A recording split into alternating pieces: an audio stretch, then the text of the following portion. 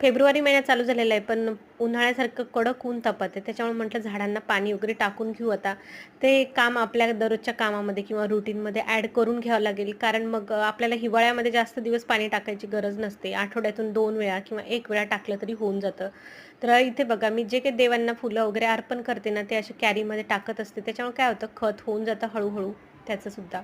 तर आज मस्त जास्वंदाला 2 कळ्या लागल्या, त्या उद्या वगैरे उमलतील आता. तर इथे बघा मस्त छान पिवळ्या कलरची फुलं आणि हे जे आहे ना रबर प्लांट आहे ते खूप छान ग्रो करत आहे आता.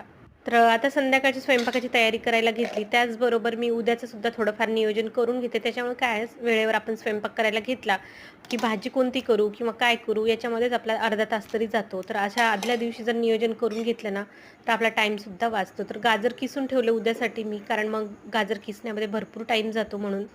तर इथे बघा जेवणं वगैरे आटपली आणि रात्रीचे भांडे मी रात्रीच क्लीन करत असते. किचन वटासुद्धा क्लीन करते. तर कसा वाटला व्हिडिओ? आवडला